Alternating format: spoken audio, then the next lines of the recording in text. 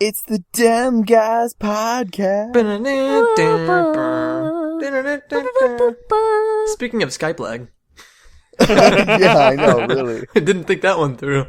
Well, welcome to the Dem Guys podcast. Yeah. Where we are totally unprepared some of the time. And only mostly unprepared the rest of the time. Yes. So we are guestless this week. So we just have the normal three Dem Guys, me, Andrew. Slash? And Snowshoe. Woo! Yay. Woo! And, so we're just gonna jump right in and start talking about what games we played this week. I, personally, have played... You always play so much stuff, man. Well, it's like you have a gaming podcast to report to every 2 weeks or something. Here's a funny story. The podcast has started affecting the way I play games. Really? Because I know that you guys don't usually have a huge list. You just have, like, Minecraft and one or two other things. Mm-hmm. And so I kind of feel bad that I always have so many games on my list. I feel like it makes it look like I have nothing else to do. I just play video games all the time, which is not true. I go to work and I do other stuff. But, it's just that I'll be like, oh, I feel like playing this game for a couple hours. So, but because of the podcast, there were several games that I wanted to play over the last few days. I'm like, the podcast recording's coming up in a few days. It can wait. I'll just wait till after we record the podcast and start the new counteractive to what the podcast is supposed to do, but it's okay. It's fine. Well, what I find amusing is that Drew has set in his head that there's like a law that if he plays a game, it must be mentioned in the next podcast. Right. It's as if it gets imprinted on his forehead, and we can all tell if he's not telling us. All right, Drew. Well, let's have it, and we'll know if you're lying. Go. Okay, well, I have played Minecraft, which... Snow disbelieves you. I haven't done any recording, although I plan on recording later tonight. But Matt has helped me out with some stuff. He's very awesome about it. Secret stuff or like podcast-worthy stuff? Like, he helped me figure out a staircase design for my base. Okay, alright. Yeah. Cool. I'm master of the spiral staircase, apparently. Yes. I've also, of course, been playing Smite, trying to hit level... What the heck is going on? Oh, hey, that's my mute button. What the world? Well, yeah, so, like, you know, on the keyboard, when you want to mute your microphone, you hit R, and you're also in the Google Doc, and so it just goes, Oh, I wasn't watching the doc. I was wondering what the heck you people sounded like you were having a group hallucination all of a sudden. Well, we kind of were. There were a whole bunch of R's across the screen. Sorry, I didn't mean to interrupt you. Oh, wow.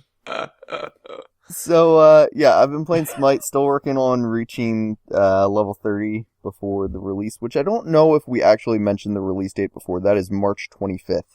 So that sounds familiar. I think we might have, but so just in case we didn't, there it is. On Smite, is it like League of Legends? I think this is like League of Legends. You can correct me if I'm wrong, but like once you hit level 30, you don't level up anymore. Like 30 is the top level you can get. Yeah. Isn't that how LOL is? LOL. That feels weird. I can't call it LOL. League of Legends is. I was trying to be hip, guys. It didn't work. I think more people have referred to as LOL than LOL. No, I'm not that cool. I'm really not sure. I don't play League of Legends. I don't play either, so. I played once. Yeah. I don't know anything about anything. Great. That's because Matt only plays those Linux games. That's true. Those Linux games like Snake and Pong. And then I have a couple of new games on my list this week. I have Call of Duty Ghost, which I just bought for 33% off. Yay! So, and I've been having a ton of fun with that. I beat the storyline. I've been playing a bunch of multiplayer. And if you have not played the gun game in a Call of Duty, that is so ridiculously fun. So I recommend it. The gun game? And Call of I've Duty. I've seen it played by the B team in the Race to Commander, where each kill like upgrades your gun to the next every best time gun. you get a kill, it gives you a new weapon, and so everybody starts with the same gun, and you have to work through like 18 guns, and then in Ghosts anyway, the final weapon is just a knife, and so you have to stab someone to win. So it's kind of like the alphabet game, like whenever you're in a road trip and everybody has to find different letters and everybody gets stuck on J. So like some people are really good at it, and then you all meet up on J. It depends. If you count license plates, it's easier to find letters. No, you never count license plates. You can't count anything on a car. That's cheating. There are very specific rules, Drew. You Apparently. cannot fly, fast and fancy free. Yeah. We're already infringing on my portion of this podcast by spoiling what games I've been playing this week. So. I also played Clash of Heroes, which is it's a Might and Magic game, isn't it? Yes. I had never heard of this until I saw it was the free game of the month on Xbox Live. And so I downloaded it, and I've been playing it, and it's ridiculously fun. Wait, that's on... So it's on Xbox Live Arcade? Yes. Okay. Did that come out for Xbox? I have no idea. I don't think it did. Whatever, I'll do some research while you talk about it. It's a fantasy RPG type thing, but the combat is actually like... It's also kind of a puzzle game, and the combat, the way it works is you have to like line up your units or whatever, and if you get like 3 in a row, then they're ready to attack, but then you can do combos and stuff to deal more damage, and it's actually really fun. It's a nice little strategy game, so. Interesting. Yeah, it was released on Nintendo DS, PlayStation 3, Xbox 360, iOS, and Android. Okay. Kind of a strange conglomeration there. Sounds like it's on a lot of things. I don't know what I was going to say there. Well, yeah. That was my point. Thank you for adding that, Drew. And then finally, I visited Matt this week, a week ago. And so yeah, I was over at his house and we played some PlayStation. IRL? Okay. Yes. IRL, yeah. Yes. Took me a second there. Oh yeah, I forgot a game on this list. We played some PlayStation All-Stars, which neither of us had ever played before. I've played Super Smash Bros. And it's kind of similar to that. I'm not gonna go into my full review of the game, but it was very fun. Yeah, in other words, you didn't like it as much as Super Smash Bros. Because everybody thought they were gonna like that game so much, and then everybody got it, and it was like, man, this isn't like Super Smash Bros. Yeah, it's true. I think the main source of entertainment in the PlayStation All-Star Clash or whatever it is the kind of the derpiness of some of the things that are in it. I was most entertained by the fact that Drake from Uncharted could move the wall he was sitting behind if you placed it on a ledge. Right. Yeah. He had a thing where, like, he could summon this, like, concrete, like, like cattle chutes on a highway. It was like a concrete wall like that. He could summon it. Take cover behind it. Yep. Yeah, when he flipped to the other side, if there wasn't enough room on the ledge, he would shove the concrete barrier to the side to fit. And that just, that guy's buff. Yeah. It's ridiculous. See, the main problem I have with that game is, now correct me if I'm wrong, I played it one time and then gave up on it forever, is that you can't fall out of the world, right? Yes. Yeah, we never hit a level that had... as far as I know, you can't. And that's like one of the big draws of Super Smash Bros. Is you're knocking people off the world and people are like actively trying to jump back on. It's fun to watch that. But when I played PS All-Stars... The way this works is you basically hit the other players enough that you build up this meter, and when your meter gets full, you get kind of like a power attack. And if you can hit the power attack, that will get you a kill. Yeah, it's a weird mechanic. It's a very strange game, but it made for good, entertainment. Yeah, it's like they were trying to copy Super Smash Bros. And then they were trying to do it just a little bit different, and then that was the part that they screwed up. They should have just copied it. Exactly. Yep. Mm-hmm. And finally, this reminded me, I did play a little bit more of the original Uncharted game, and that's coming along, and it's pretty fun. I've got all of those. I need to play them. I have all of them, but no PlayStation. So I only play it when I go to my friend's house. Nice. I'll get a PlayStation eventually. Drew has a console timeshare. It's like one of those Wii card things. Have you seen this? Never mind. Nobody else knows what that is. I'm not going to explain it. All right. Whatever. Joke lost on everybody. Sorry, guys. there Maybe might a be listener gets it. Yeah, one I of doubt our like 5 listeners. Hey, don't you put them down. I know all Yeah. 5 of them. We're 12 minutes in. I'm cutting 11 and a half of those minutes. It's just me listing games, not saying anything about them. It's gonna be real obvious too. It's like I played Minecraft, Smite, Call of Duty Ghost, and And then just, cool. Next subject. So, Slash, what have you been playing? well, I've been playing Minecraft because it's the game that I'm like always in. I mean, if I had no other game, I'd be satisfied with being in Minecraft. But the big thing in Minecraft lately was I did a big revenge prank on Neon Tiger for his participation in the Orange Clay pranking of my base and Drew's base. My revenge on him was to go to his jungle treehouse, and I completely, with the help of J.R. Beers, who's a new member of the VBFS, friend of mine, we completely encased his jungle treehouse in a giant block of ice, which was just thoroughly entertaining to set up, and then his reaction was pretty hilarious too. Dude, I don't know. You sound like you triggered something pretty bad there.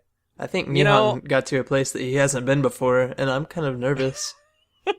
See, He talks a big game, but I don't think that I have anything to fear from the Orange Cat. I think that his mind is still reeling, trying to come up with something that could even approach the sheer epic scale of my revenge upon him. So far I have noticed though, and I'm assuming that this was Nehan that did it, the sign on our portal on the bridge that used to say, feel free to prank Matt at any time or whatever that Drew put up, has changed, and it now says prepare for unforeseen consequences, I think is what it Ooh. says. So he's been to your place. He's been there, yeah, and he's Huh, apparently so he's scouting planning things out. something. I may have to go around and just start digging randomly looking for hidden chests. Dude, that would be the See best if I prank can- ever, to make somebody think you're gonna prank them and make them go crazy, like psychological warfare type stuff. That's true. Yeah. I Like it would be like telling someone you've put 100 signs all around their base. Yeah, and then only putting 30 of them like Drew did. dude, I totally put 100 signs. I found a couple after we looked for all of them. Oh, I mean, I really? found that one under the ground, but I found another one that was just like on the side of a mountain that we both completely missed. Oh man. One thing I wanted to say about the Neon prank, which most of the people watching Snow mute his mic again. Gosh dang it, man. I just want to look at the Google Doc while I'm muting my mic. Is that okay? Oh gosh, I screwed everything up now. Oh. One thing that most people probably don't know is that, man, I was there when Nehan was trying to clean up his prank after his video. He got back on another day and he was working on cleaning up, and I was online, and he was so miserable, and I, like he was just having the hardest time because he doesn't have a silk touch pick, and so like he was just having the hardest time. He So had to mine it in a particular way to make sure it didn't flow. Yep. Yeah, so I offered to go over and help, and so yeah, You I helped did that. him? Yeah. What? What? I was just gonna let that one ride. I'm not even gonna touch it. I'm not gonna touch the Okay. awkward silence. Wow. He's like, just Snow is completely astonished. I am. You know what though, Snow, this is I think this is all part of Drew's end game. I think this is like he's got this all planned out, like I'm going to go help Nehan, and So then he's going to turn it back around, turn the tables on him at some point.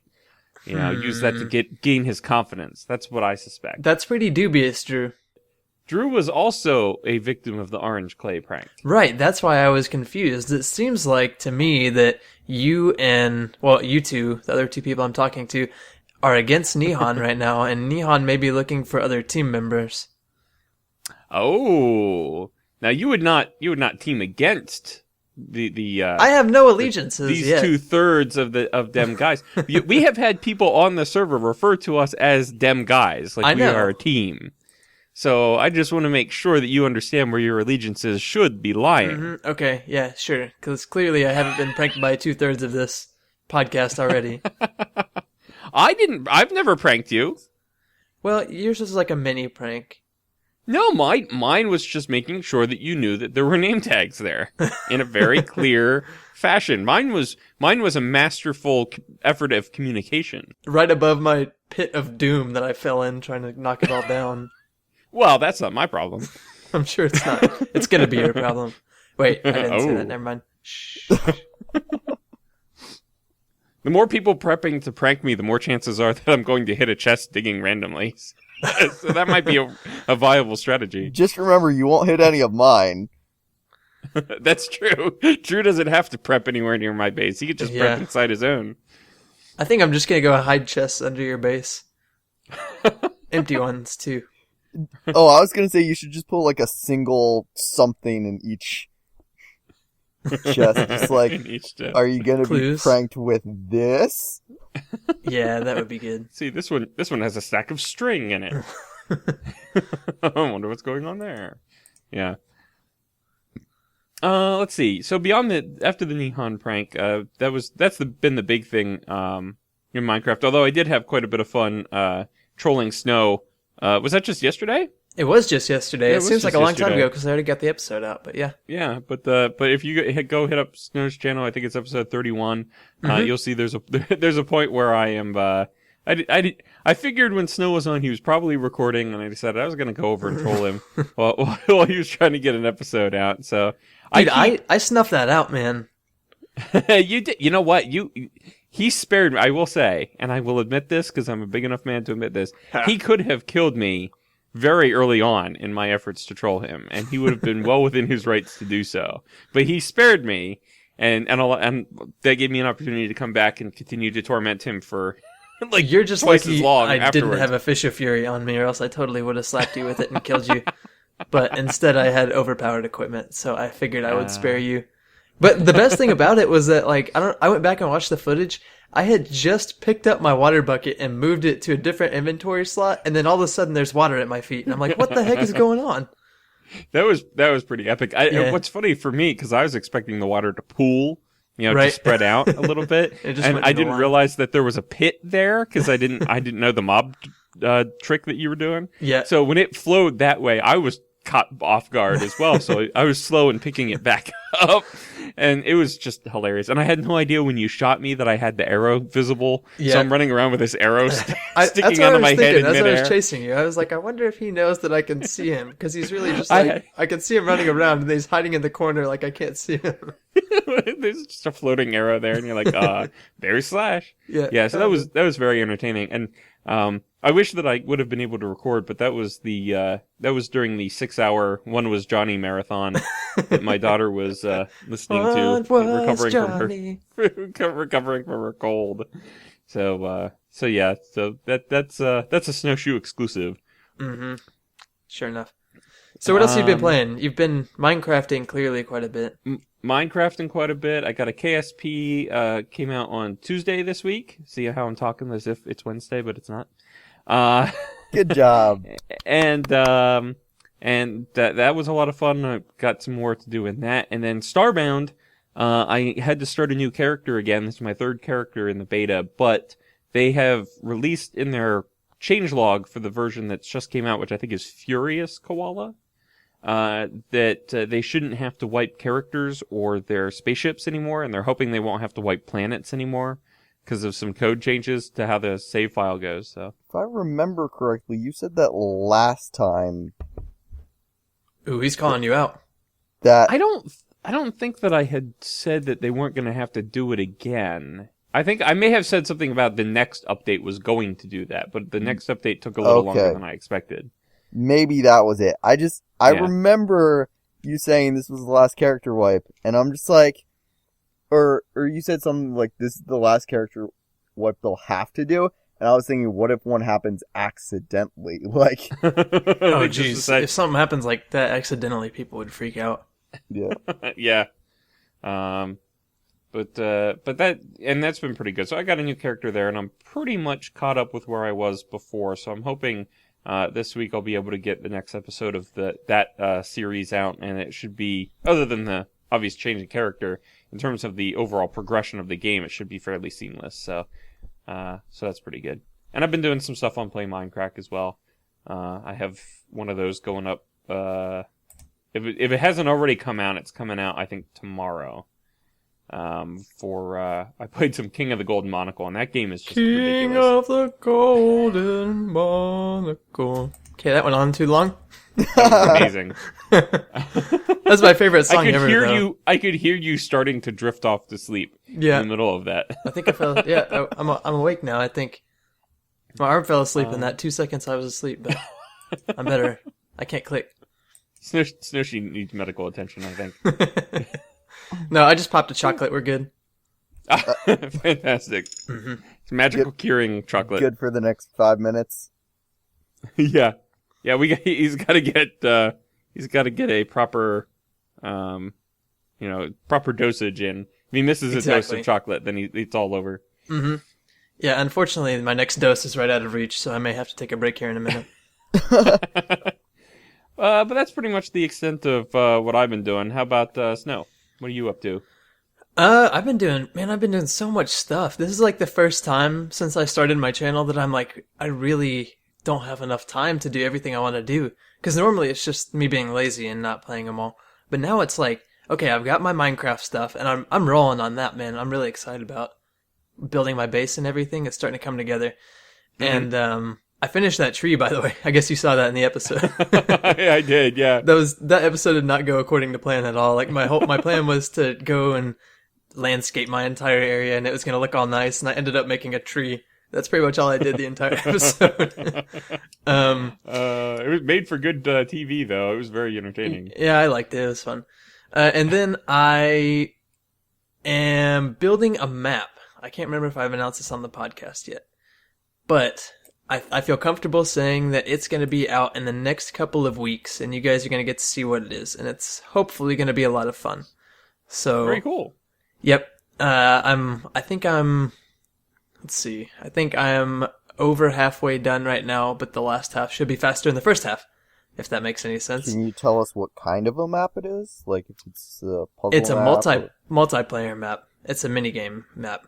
Okay. So it's not cool. not like an adventure map, but something that I kind of am doing it with the building game in mind, with how much success that had.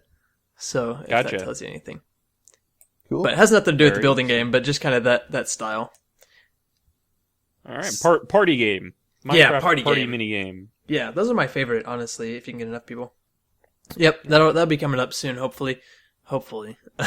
It's a lot of work, man. I haven't done that before. I've talked to, I'm friends with Q Magnet, the guy that made Complex and Diversity and is making Diversity 2. And he's told me how much time that stuff takes. I didn't believe him until now. That stuff takes a long time. You gotta build and then do all the redstone and all the command blocks and then actually testing it. I haven't gotten that far yet. It's gonna be crazy. Yeah, it's pretty ridiculous. And I think the main problem with command blocks is that there may be some repetition in the command blocks that you have to place and the types of commands that you have to run, but there's no way to automate that. Yeah. There's no way to like copy paste this command block over here and change a couple of things. Well, there is now. You can clone blocks. Well, that's true. You can do that in the snapshot. I've been actually using that. Yeah, I'm running this. This is going to be a snapshot map. Hopefully, 1.8 is not going to come out fast enough, but I will update it to 1.8 when it comes out. That shouldn't be too hard. But yeah, I'm using a lot of snapshot commands that hopefully are going to be pretty good. Cool. Anyway, That's enough about that. I don't want to get too far into that, I guess. And then, so Last of Us, I've been slowing down on that a little bit. No new news there, except for it's getting really hard, and I'm not very good at it. I found out. That game, yeah, I got to pick back up on that. I got to get my skills increased. But have we talked about the PvP challenge series yet? I don't think we have talked about it on the podcast. No. No, I don't think so. I don't like, not to promote it or anything, because I totally don't promote my channel on this podcast. But I've been having so much fun with that. YouTube.com/listener. No, I'm not gonna do it. I've been having so much fun though, because a lot of people. I mean, the views aren't huge on it, but there's a lot of people actually getting involved with it, sending me challenges, And so basically I'm just asking for PvP or PvE challenges where people just come up with ridiculous things and then I go try it out and then I record it. And it's so much fun. Just kind of like little 20-minute action-packed episodes. So I know you guys both... I'm going to take this moment, Snow, to own up. I didn't realize this when I suggested it to you, because I knew that I knew it from somewhere. But the Witherspleef thing originally came from something Drew had said. Oh, I think when we were waiting for you to join the call before the Wither fight that we did on the server. I was wondering. On the BBFS. So, I apologize. I think I had said something in the server chat that is like, I think this came up during conversation already, but I didn't realize you weren't in the conversation at the time. So and I couldn't have remember an who erroneous had said medal. it first. Yes, I have an erroneous medal, but I'm keeping it. It's mine forever. Drew, you're going to have to beat it then. Unfortunately, yeah, Drew gave me an awesome suggestion this week. He'll give me, I think I'm going to do his other one, but we'll have to do, he wants to have a fight where we both look straight up and shoot arrows, no armor, first one to die loses. Ah. But and that was not my original idea. I got that from the Achievement Hunter guys, but it looks like a lot of fun. How am I going to give out medals on this show? People stealing ideas left and right. No, that's fine though. You can take ideas from other people. I'm totally cool with that. Anyway, but yeah, people have been giving a lot of really cool suggestions, and just like crazy, ridiculous things, like fighting the Wither on a horse. That was awesome. That was probably my favorite thing I've done so far. That was honestly. pretty crazy. That's pretty crazy. Yeah. And / pig. The pig actually did more damage than the horse did. I did really well on the pig. Anyway, and then finally, sorry, I'm going long on this one, man. I didn't think I'd played so much, but I did. The Attack of the B Team mod pack has been released to the public today, which is 2 days ago for you guys. And I bought it on Friday because you could pay $5 to go towards Child's Play and then actually get early access to it. So I've been playing around on that. And on Tuesday, there was an episode released where I kind of go through, well, I think it may be Tuesday, I don't know, whatever. You know when it was released. If it's not released yet, I'm sorry. Where I go through all the mods in the Attack of the B-Team pack and kind of explain everything in really basic terms. And then I'm starting an LP on that's going to be out soon if it's not already out. So... Very cool. I had seen some information go up on that from Generic B's channel, but I hadn't actually checked out the trailer or anything yet to see what all is included in the pack. So I've heard good things. Like it seems to be a lot of people are hyped for it. Yeah, it's really cool. They did a good job theming it, I think. Where I posted this on Twitter today, but I'm looking for certain, kind of like themes to do for the LP. Maybe I might switch halfway through or something if I get tired of doing one theme. But I think my initial theme is going to be like not mad scientist, but mad meteorologist / astronaut. And it's going to be awesome. I'm so excited. I approve. I approve of that combination. Only because it says / in it. You got me. Anyway, that's all I've been playing, as if that is not taking up all of my life.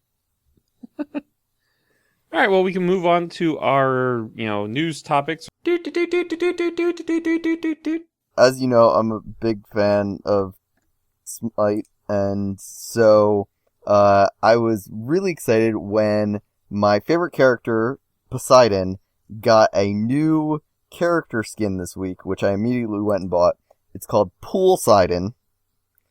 And oh gosh. Was that like an insert laughter here pause?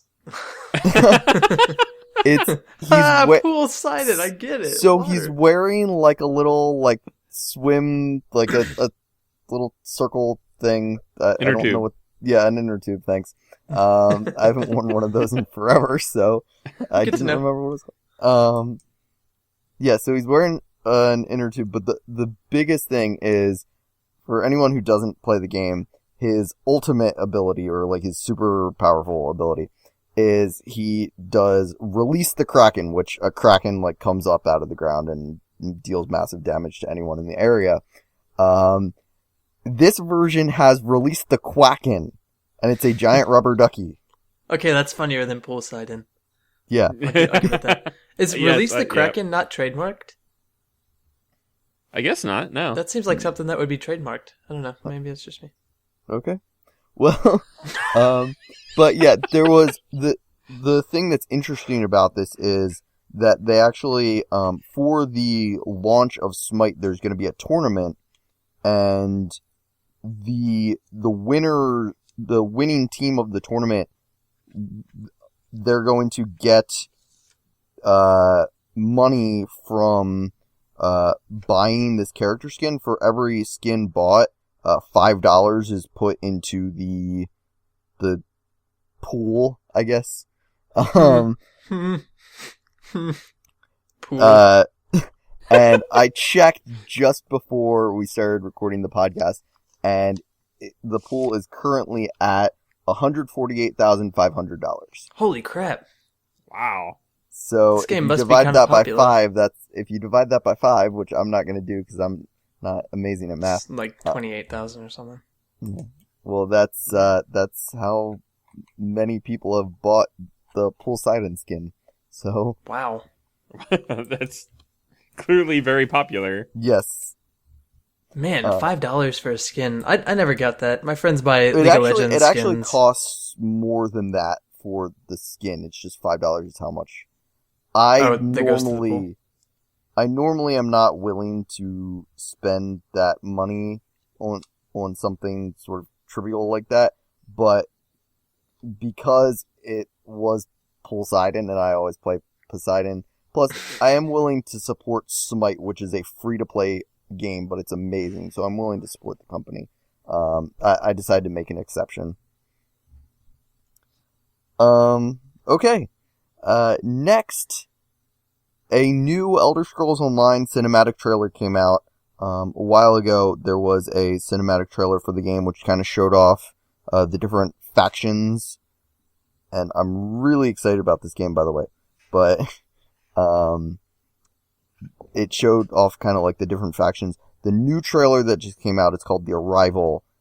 It continues from the previous one, and it shows basically Molag Bal coming down, and then all of the factions turn to fight this new threat, and it's a really epic cinematic trailer, and the link will be in the description, and I highly recommend you watch it. Duly noted. So, okay, we haven't talked about Elder Scrolls Online. Can we touch on that real quick? Like, what exactly is going on there? Okay, Just real fast. So, Elder Scrolls Online is, it's based off of the popular Elder Scrolls series, like Skyrim and Oblivion and all those.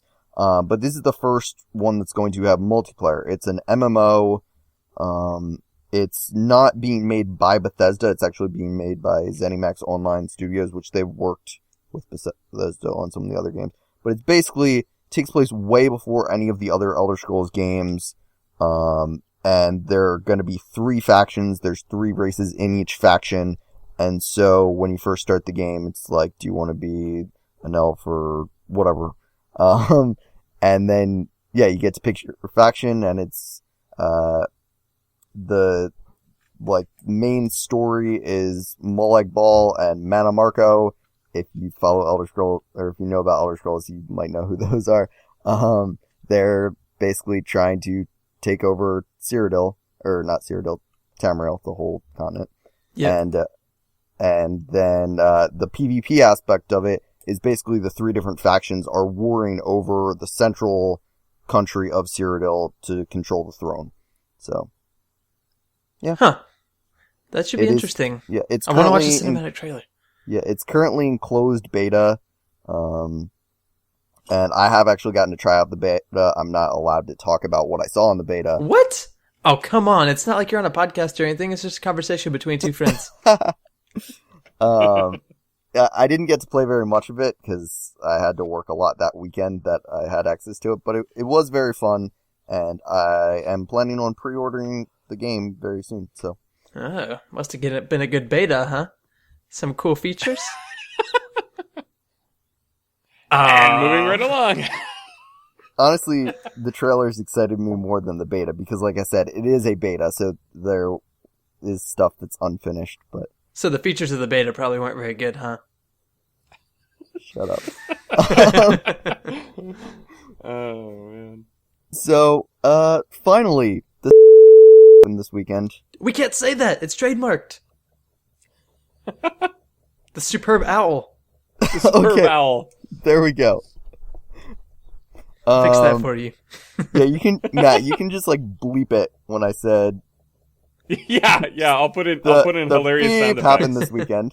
You just can't brand your stuff. Like, hey, this is the cast. No, can't do Right, that. yeah. But I'm gonna censor it anyway for hilarity. Okay, sounds good. So yeah, that happened this weekend, and normally I'm not a huge sports fan, and I'm really not a football fan. But for whatever reason, I decided I really wanted to watch the superb owl, and so I went over to a friend's house and I watched it, and yeah. It was like the most boring superb owl that we've seen since I've been alive. See, I was really entertained because this is the first one I've actually paid attention to.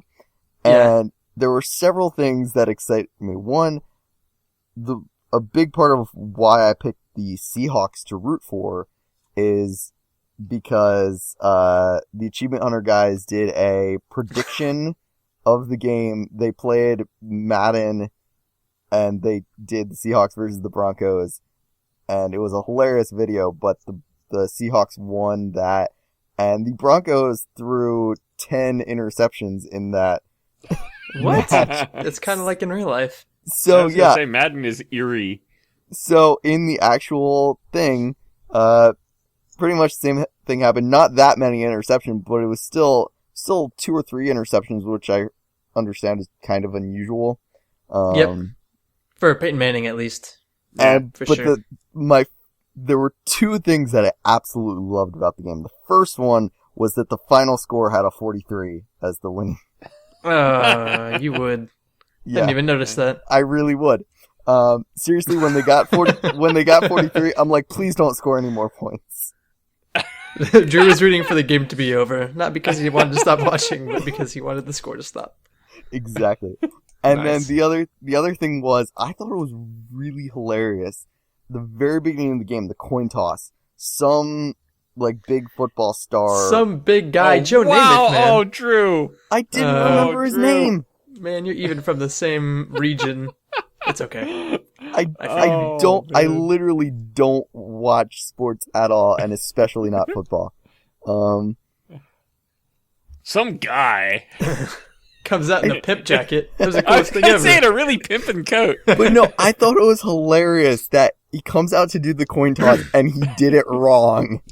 Yeah, he did it prematurely, didn't man. he? I didn't actually Yeah, see he it. so I just could- He flipped he's the like, coin Joe before Namath's they gonna flip the picked coin. sides. He's like, here we go, flip. And I the thought ref did like a great reached job out and catching caught it. it. Yeah, Yeah. He's like, not yet.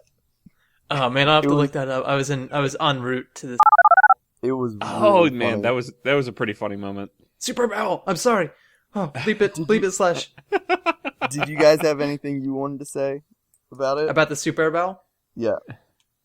I will say that when the game started out, I was rooting for the Broncos primarily because I like Peyton Manning. I think he's a stand-up guy, and I wanted to see him do well. And I didn't really have anybody else I was invested in. But there did become a point early in the second half when I was like, you know what, I'm just going to root for a shutout because that would be history. Yeah, and then Yeah. so you just lost And- all around. Yeah. Yeah, exactly. So then that failed. But I mean, it was, oh my gosh, and it was supposed to be a really good game. Yeah, see, But that's the thing. it I was was- rooting for the Seahawks just because I've been to Seattle, even though I'm a huge Wes Welker fan. But anyway, yeah, I was going for the Seahawks, and then just whenever, I mean, at halftime it was, 22-0, I think? Yeah. And the whole time I found myself rooting for the Broncos just so I could have something to watch.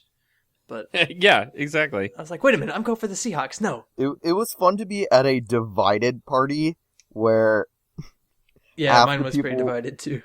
so it was just like we'd all be like, yes, and then there'd be some people who were just like, no, come on, seriously, what was that?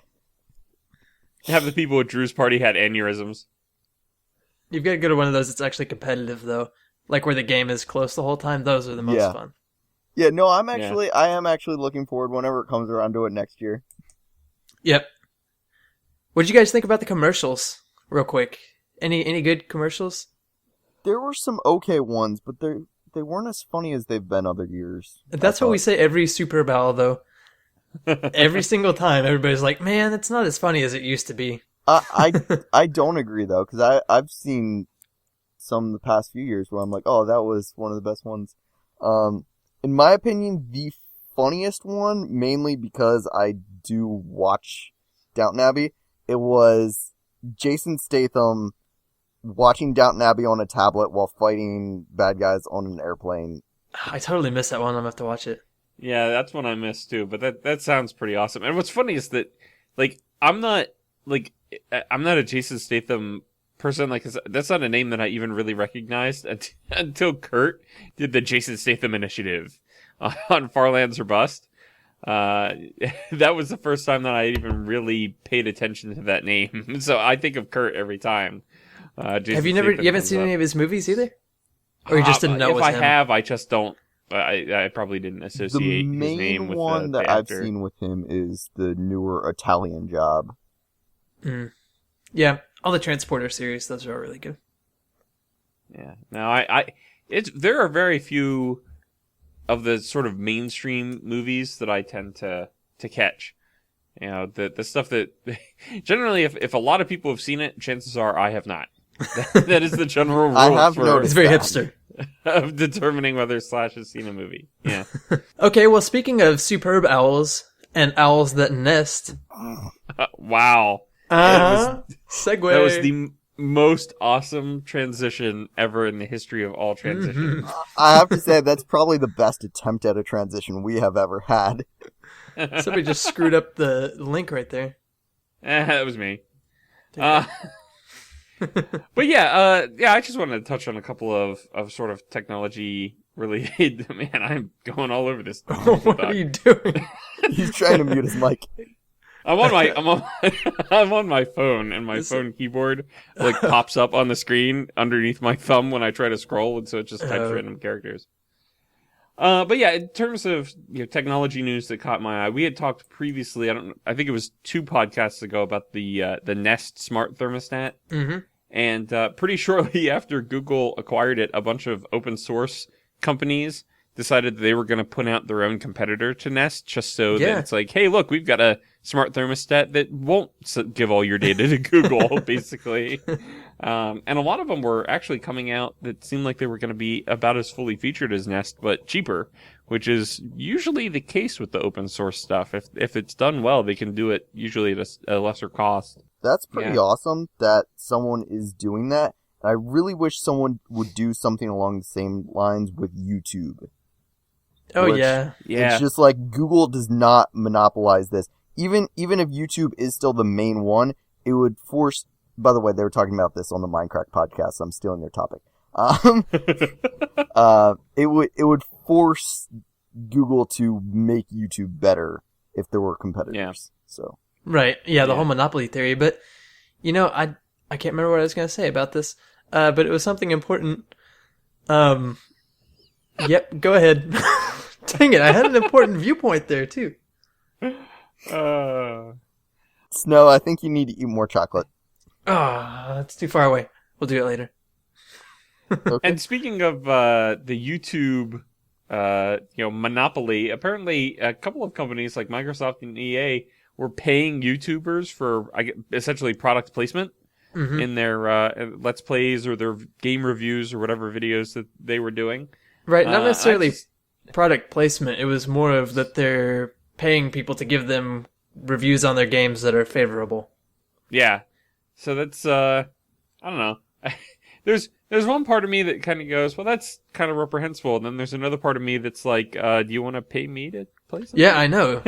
Bring it on, man. I'd be totally cool with that. Yeah, I'd go buy an Xbox One right now. It's nice that they're recognizing YouTubers as a good advertising community.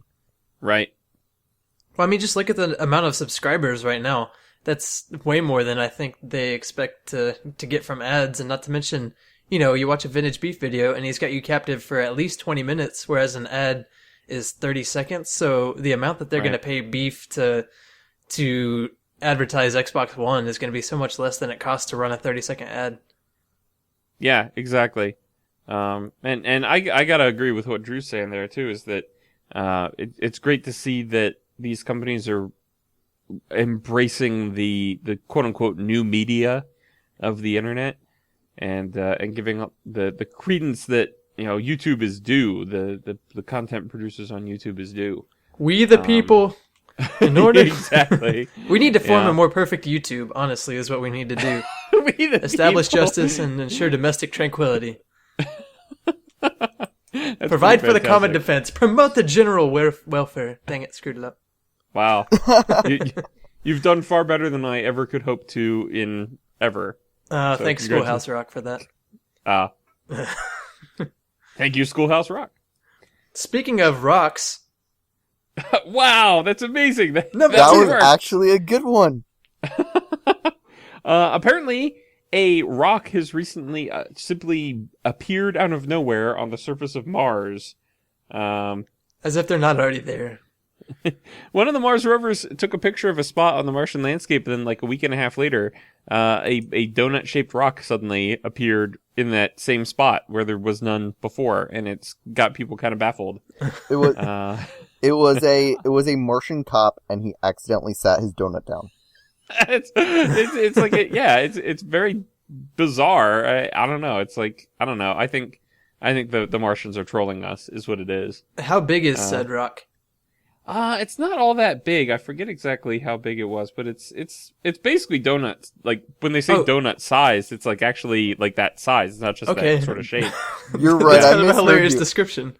I thought you said donut shaped. It does say donut size. It does say donut size. Yeah, you don't normally refer to things as donut size. You refer to them as donut shaped. But whatever. So I guess it could be a long john or something. Whatever. Who cares?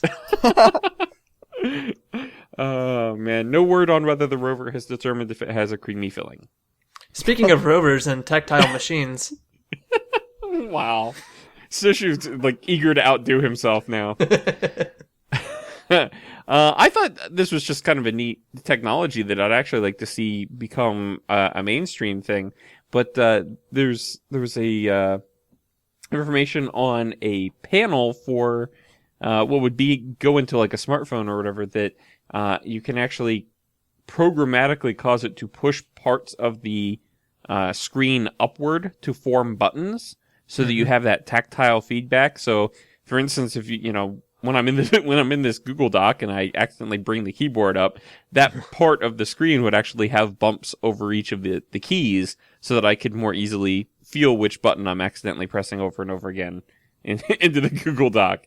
And I think that's a really neat technology, and I think it's one of the things that the modern smartphone has been lacking in is the tactile feedback. Yeah. I'm much worse on the touchscreen keyboards than I was on the old, like, flip open the dumb phone keyboard. That's why I got a phone that has a slide, and when you slide it up, it has regular buttons. Exactly. Like, I'm much better typist on that kind of keyboard than I am on the visual-only keyboard that you find on a smartphone. And so I would love to have that technology that gives the best of both worlds. You have your completely flat touch screen available for those situations where, you're playing a game or whatever, and you don't need tactile feedback, but whenever you're typing, having the ability to have those buttons sort of pop up, I think would be really handy.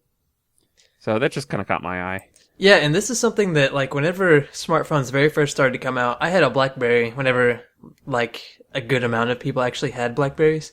And I still love typing on the BlackBerry way more than I love any kind of on-screen typing, like swipe or anything. So for the longest time, I was hesitant to switch to a touchscreen phone. I had a BlackBerry way longer than most people. Until BlackBerry went to they got rid of their scroll ball and went to like a touchpad thing that broke every 2 seconds. Whatever. Different topic for a different day. Anyway, I think this is going to be really cool, though, if they can figure out how to implement it, and it's not just a concept technology. Yeah, agreed. So, Snow, what did you want to talk about? Well, first on a somber note, we all know of the passing of Phillip Seymour Hoffman, which is PSH, and I was thinking, somebody abbreviated that as PSH, and I was thinking PSJ one of the first times I heard it, and I was like, what? PSJ died? No. Phillip Seymour Hoffman. Yeah, just to clarify. Yes, Paul Soares Jr. is alive and well, guys. No, Phillip Seymour Hoffman died, and I know you guys may not have really been into his acting career, but I don't know, he was one of my, maybe top 20 actors, and, I mean, he's in a ton of different movies. We looked it up earlier, and the one that is most recognizable nowadays, because it kind of incorporates a younger generation, is The Hunger Games. And he wasn't in the first one, so if you haven't seen the second one, I'm not going to spoil anything, but he plays the role of the new game maker for the second one, and then plays an integral role throughout the rest of the books from then on. And so they're making 4 movies out of 3 books, so the second movie, which is the second book, just came out, and so the next 2 movies are going to be over the last book. And he has a pretty important role there. So they're in post-production of Mockingjay Part 1, and Mockingjay Part 2, they're still filming. So I have no idea what they're going to do. It's not, I mean, normally they pull this stuff off pretty well, but how do you do that? Like, he's a fairly integral part of that second part of the book. I don't know. Yeah, but anyway. I figure they'll find a way around it. There's some experience in Hollywood of having to deal with those sorts of situations, running around, a character that, they've lost the actor partway through the production. Right, but a lot of the times it's not based off of a book, though. I was trying to think of it earlier, because, you think of the guy that just died, what's his name, from Fast and Furious. That guy. Dang it, it's Paul Walker. Paul Walker, because every time I try to search pause on pause, it types Paul Walker death scene or whatever. I get depressed. Yeah, anyway. But yeah, Paul Walker, I mean, since they have nobody knows what's going to happen in Fast and the Furious, they can kind of edit it that way. And then when Heath Ledger died, I think they weren't completely finished filming there either, I don't think. And they could kind of edit the story to only incorporate the certain scenes he had done. Right. But because the story is completely already laid out, I don't know, that's why I'm interested. But we won't know till like a year and a half from now, so. Right. I'm sure they'll figure it out. It's probably going to be noticeable to those who are familiar with the book, but those who, the movies are their only source of information about the franchise, so to speak. I think they'll probably be able to edit it in such a way that it'll make sense to them. They won't notice anything. Yeah. But I think the people who have read the book will go, oh, look, that change is because of PSH time. Yep. Yeah. Anyway, it's sad. He was a really good actor. I really liked him. But I guess we can move on from that. I just wanted to mention him, give him a nice little eulogy here on the podcast, because he was near and dear to my top 20 list of actors. Is anyone going to segue me into the next topic? Come on. Speaking of dead actors, Sims 3 Oh, wow, Drew. Wow. A little more subtle, please. Wait, what does this have to do with dead actors? I'm just following your example. Mine at least had an iota of sense to them. Dead actors. Speaking of trilogies. Okay, all right, you're getting somewhere now. The Sims 4 or Sims 3. Wow, that's amazing. This has gone too far already. I saw this on Kotaku. I follow them. Actually, I don't know. They pop up stories on my phone all the time, and they're actually always interesting. But they came out with a list of patch notes, which we have linked in the description. And I just wanted to read a couple of funny ones. This starts off by the title of the article is Pregnant Sims Can No Longer Brawl. Since 2009, they've kept a list of, I don't know if this is all of the patch notes or just the funny ones. It's quite a few patch notes, but these are pretty hilarious. So pregnant Sims can no longer brawl. Sims that drown while skinny dipping will now spin into their clothes while interacting with the Grim Reaper. I'm just reading off random ones. These are all pretty funny. Fix for babysitter routing off lots with babies. Sims can no longer try for a baby with the Grim Reaper. That's horrible. Fixed an issue that caused sim relationships to break when traveling to Egypt, China, or France. I don't know if why would they patch that? That seems like it mirrors real life very well. Right? Yeah, I don't know. Long distance relationships in those places just do not work. Mermaid children cannot take showers. Just like the most random Can they things. take Anyway, you baths? guys, they go swim in the mermaid ocean. I don't know. Wow. How is the mermaid ocean different from the regular ocean? That's what I want to know. Have you ever seen a mermaid in the ocean?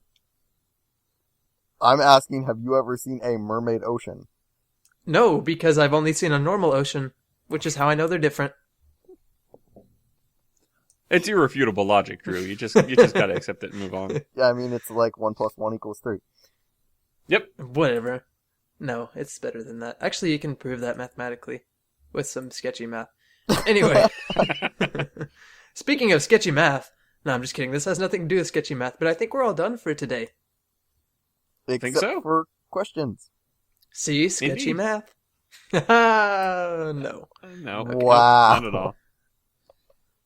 Okay. All right. Well, we have one question from our viewers. I almost said readers, and that would be hilarious. It's I guess- apparently a million monkeys are... Shut up. You guys don't even get this when you're listening to the podcast. I hit R to mute my mic, and I keep typing on the Google Doc. It's amazing. Yeah, it is. But anyway, a million monkeys. Thanks for your question again, and it is as follows. Hey guys, and then my phone goes to sleep. Hey guys, being a mix of console and PC gamers, what do you think of the Steam machines? Well, I meant to do some research, and I forgot. So I really don't know that much about the Steam machines. From what I know, true. it seems like it could be cool, but I really don't know too much about it. I think we may have touched on this a little bit in the podcast, so I may repeat what I said earlier, unless maybe, I don't know, maybe we didn't, maybe I just thought of this in my sleep. But I really like the Steam machine. I think it's a really, really awesome idea, because the whole idea of it is that you can play PC games on your dedicated Steam machine that you're not recording podcasts on, and it basically streamlines everything. Kind of like, Slash, don't you kind of do the same thing with your Linux boxes where, I don't know. Not really. I mean, Linux provides that level of flexibility. Yeah, that's kind of what I'm getting at with that. Yeah, but Probably not the I greatest don't example. have. I had actually attempted to, along those veins, set up a Linux box that was essentially just for viewing like YouTube and Hulu and stuff, and didn't really do anything else, so that we could just hook that up to the TV. So it's that sort of concept. But yeah, it's like it is sort of a hybrid between a console and a PC. Yeah. In that it's falling into the line of a trend that I'm seeing in IT a lot today, even at work, where these companies are coming out with what they're calling appliances, which are, they're computers. They're just like any other computer, but they've sort of been locked down and preloaded with certain things so that, as opposed to having necessarily access to a full OS, it's almost like a kiosk, like a computer that you'd find at, for free at a coffee shop or whatever, that only allows you to access the web browser. It's that same sort of concept. It's like a PC, but it just launches Steam and lets you get and in into this your case, Steam games. it's a fairly powerful PC, right? It's not, not your coffee shop PC, Yep. Yeah, exactly. But yeah, so this is, lots of times, I've actually given away a few Steam games, and a lot of the time people will be like, hey, I've got this game that I want to receive from you, but I can't play it on my PC. So there's quite a bit of issues with people wanting to play games and not being able to, especially from Steam. And so if they can figure out how to launch this correctly, I think that's the trick right now, though, is figuring out how to launch it and figuring out how to get it to catch on. But I think it could be really, really cool, the next kind of hybrid console. Yeah. Yeah, it's probably not the sort of thing that I would be inclined to pursue because, well, again, I'm the crazy Linux guy,